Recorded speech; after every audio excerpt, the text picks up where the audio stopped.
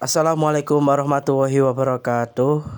Berjumpa lagi di channel TPA Media Channel, channel edukasi long life education, belajar sepanjang hayat. Mari kita tingkatkan amal ibadah kita dengan selalu memperdalam ilmu agama, bukan saja karena kita ingin menghadapi sebuah ujian atau soal-soal yang akan kita hadapi di seleksi P3K, akan tetapi kita ini sekarang mengkaji ilmu yang Allah Subhanahu wa taala ridhoi, bahkan wajib bagi kita untuk kita dalami. Sebelum pembahasan soal-soal terkait dengan ilmu agama digunakan untuk mempersiapkan bekal dunia akhirat, sebelumnya mari kita berdoa terlebih dahulu agar apa yang kita pelajari Allah Subhanahu wa taala selalu memberikan keberkahan kepada kita semua. Berdoa mulai. Cukup langsung saja kita bahas untuk nomor 1. Namun sebelum nomor 1 saya bahas, saya minta kepada para pemirsa untuk menekan tombol subscribe-nya agar channel ini bisa berkembang, dan jangan lupa untuk selalu memberikan komentar di kolom komentar. Serta jika dirasa channel ini mendatangkan kebermanfaat kepada rekan-rekan sekalian, jangan lupa kalian juga untuk meng-share ke teman-teman agar bisa mendapatkan atau bisa belajar bersama di channel media ini atau TPA Media Channel ini. Silahkan untuk di-share ke rekan-rekan sekalian. Nomor 1, dari segi kuat lemahnya huruf, sifat huruf qaf termasuk huruf yang bersifat a jar, b hams, c siddah, d rohah, e istilah. Silahkan untuk dipilih dari jawaban yang paling tepat. Mundur 5, 4, 3, 2, 1. Manakah jawaban yang paling tepat? Kita tunggu. Iya, betul sekali. Jawaban yang paling tepat adalah yang C, yaitu huruf qaf itu adalah huruf yang memiliki sifat siddah. Akan saya bahas atau saya uraikan satu persatu dari sifat huruf tersebut. Jahar itu jelas, sedangkan hams itu samar atau lawannya dari jahar. Nah, yang ditanyakan dari segi kuat atau lemahnya huruf itu masuk ke dalam siddah itu kuat, sedangkan rohah itu lemah. Jadi kalau siddah itu hurufnya yang kuat termasuk huruf qaf. Ini ada huruf alif, jim, dal, qaf, do, ba, ka, tha. Ya, itu. Sedangkan rohah itu adalah huruf yang lunak. Di antaranya ada ha, dzal, ghain, tha, ha, dha, fa, dho, sya, wa, sha, za, ya, sa, ha. Nah, itulah huruf atau huruf yang lunak. Sedangkan jahar itu huruf yang jelas, itu ada ghain, dha, ma, wa, za, na, ko, ro, ya, da, dan seterusnya. Sedangkan hams atau samar itu ada beberapa huruf, yaitu fa, ha, sa, hu, syah, su, syakata. Maksudnya ialah membunyikan huruf dengan mendesis dan nafas terlepas, itu hams. Sedangkan kalau jar itu adalah jelas hurufnya. Oke, kita lanjutkan soal nomor 2. Dari segi tertutup dan terbukanya huruf, sifat huruf to termasuk huruf yang bersifat a idbak, b infitah, c ismat, d izlak, e isti'la. Dari huruf to ini mengandung sifat huruf apa? Saya akan menghitung sebelum rekan-rekan menjawab. Hitungan mundur 5, 4, 3, 2, 1. Silahkan untuk dipilih jawaban mana yang paling tepat. Saya masih menunggu jawaban dari kalian. Ya, betul sekali. Jawaban yang nomor 2 adalah itsbaq. Ya, itsbaq ini adalah huruf yang termasuk di dalamnya ada huruf to. Pembahasannya akan saya uraikan lebih dalam. Silahkan untuk disimak bahwasannya huruf itsbaq yaitu huruf tertutup. Maksudnya ialah yang membunyikan huruf dengan melengkungkan keliling lidah ke langit-langit mulut sehingga bunyinya lebih besar dan berat. Hurufnya ada 4 yaitu shod, dot, to, bo. Nah, ini lidahnya naik ke langit-langit bibir ya. Shod, dot, to, do. Gak bisa ketika lidahnya kita keluarkan dari mulut. Nah, seperti itu nanti jadinya. Sedangkan lawannya tertutup adalah terbuka. Maksudnya ialah membunyikan huruf dengan pertengahan lidah terbuka, tidak melengkungkan keliling lidah ke langit-langit sehingga bunyi huruf lebih kecil dan ringan. Ada 25, banyak banget. Itu silakan untuk disimak. Nah, jadi jawaban yang tepat, jadi ketika ada soal yang di situ ada terbuka dan tertutupnya sebuah huruf, maka tinggal dipilih jawabannya. Kalau yang tertutup tadi yang sudah saya jelaskan, dan yang terbuka ada 25 huruf hijaiyah selain dari huruf itsbaq atau 4 huruf yang tertutup tadi. Jadi sangat mudah untuk membedakannya. Soal nomor 3.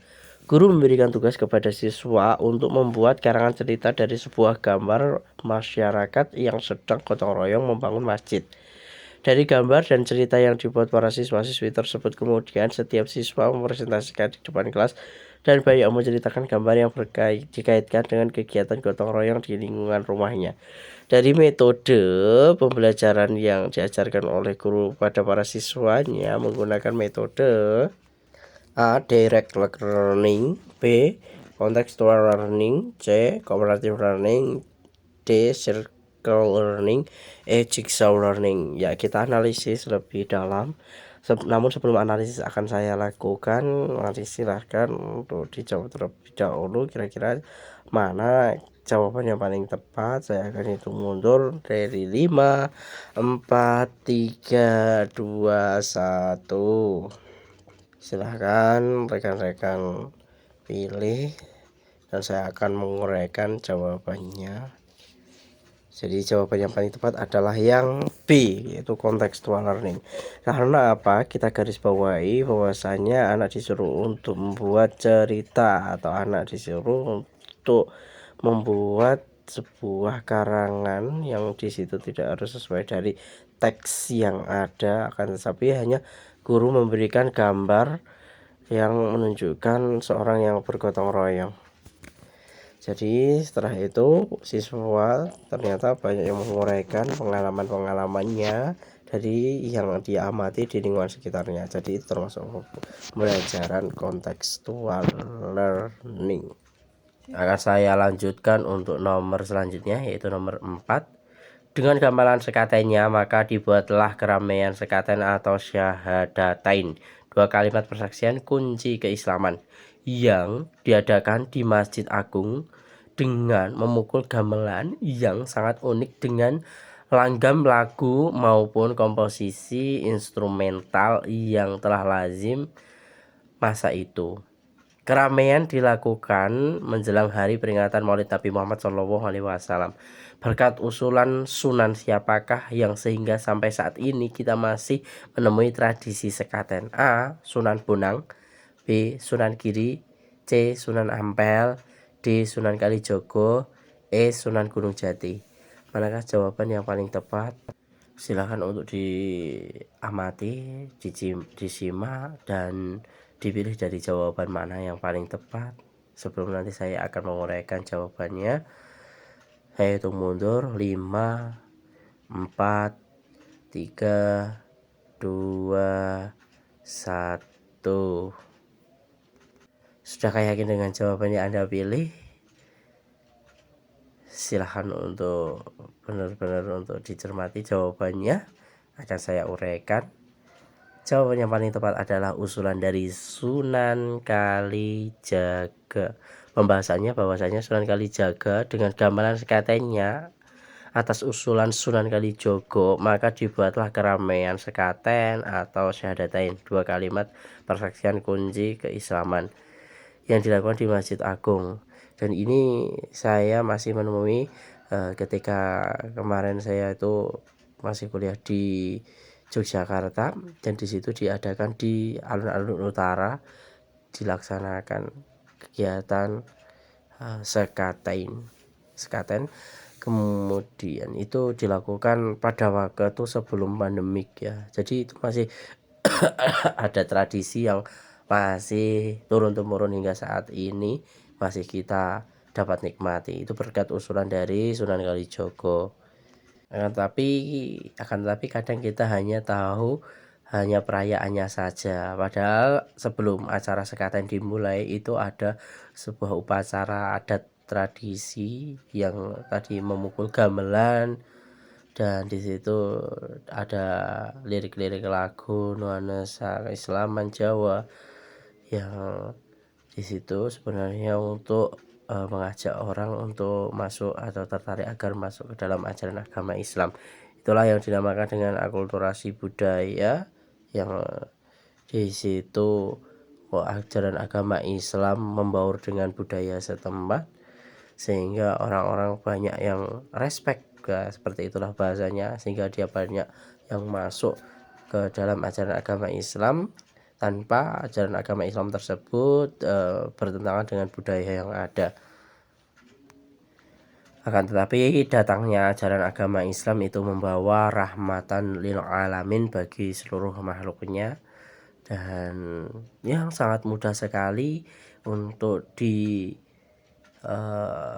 masuki atau dijadikan sebuah pegangan dalam kehidupan ini, karena hanya dengan mengucapkan 2 kalimat syahadat orang tersebut sudah dikatakan muslim tanpa harus melakukan ritual-ritual yang sangat menyulitkan, bahkan menggunakan biaya yang cukup mahal, sehingga banyak orang-orang yang masuk dalam ajaran agama Islam, dan di dalam ajaran agama Islam itu tidak mengenal kasta, sehingga semua orang itu sama. Berbeda dengan ajaran agama Hindu yang ketika dia berdoa harus mempersembahkan kepada seorang yang mendoakan atau pimpinan dari agama tersebut, yang itu memberatkan bagi orang-orang Jawa pada waktu itu. Silakan disimak untuk soal berikutnya, akan saya jelaskan. Nomor 5. Ilmu yang menerangkan tentang cacat-cacat yang dihadapkan kepada para perawi dan memandang lurus para perawi dengan memakai kata-kata yang khusus dan untuk menerima atau menolak riwayat mereka. Kecacatan rawi itu bisa ditelusuri melalui perbuatan-perbuatan yang dilakukannya. Biasanya dikategorikan ke dalam lingkup perbuatan, misalkan bid'ah, yakni melakukan tindakan tercela atau di luar ketentuan syariah. Kemudian mukhalafah, yakni berbeda dengan periwayatan dari rawi yang siqah. Galat, yakni banyak melakukan kekeliruan dalam meriwayatkan hadis. Dalam ilmu hadis disebut dengan ilmu. Silahkan untuk diamati manakah jawaban yang paling tepat. Akan saya bacakan terlebih dahulu jawabannya. A adalah ilmu al-jarrah wa at-tadil. B ilmu i'lali al-hadis. C rijalul al-hadis. D ilmu fanil mubhamat. E ilmu gharib al-hadis. Silahkan untuk dipilih jawaban mana yang paling tepat. Akan saya hitung mundur. 5, 4, 3, 2, 1. Sudahkah pilihan jawaban Anda sudah kalian temukan? Mari kita bahas bersama-sama. Inti dari pertanyaan ini adalah ilmu yang menerangkan tentang cacat-cacat yang dihadapkan pada perawi hadis sehingga hadisnya tersebut dapat ditolak atau diterima. Itu namanya adalah ilmu al-jarrah wa at-ta'dil. Ilmu al-jarrah wa at-ta'dil yaitu secara bahasa kata al-jarrah artinya cacat atau luka, dan kata at-ta'dil artinya mengadilkan atau menyamakan. Jadi kata ilmu al-jarh wa ta'dil adalah ilmu tentang kecacatan dan keadilan seseorang, sehingga cukup jelas bahwasannya hadis tersebut bisa diterima atau ditolak karena kecacatan atau tidaknya dari sebuah hadis. Mungkin itu dulu pembahasan dari saya. Semoga bermanfaat dan saya doakan kepada semua rekan-rekan bisa sukses, bisa lancar ketika besok menghadapi ujian, karena Allah Subhanahu wa taala telah meridhoi apa yang telah kita lakukan. Untuk itu saya juga memohon agar channel ini bisa berkembang. Silahkan untuk menekan tombol subscribe-nya dan jangan lupa komentar. Dan mari kita bersama-sama tetap belajar. Saya akhiri, mari kita tutup dengan doa kafaratul majlis. Subhanaka Allahumma wa bihamdika asyhadu an la ilaha illa anta astaghfiruka wa atubu ilaih.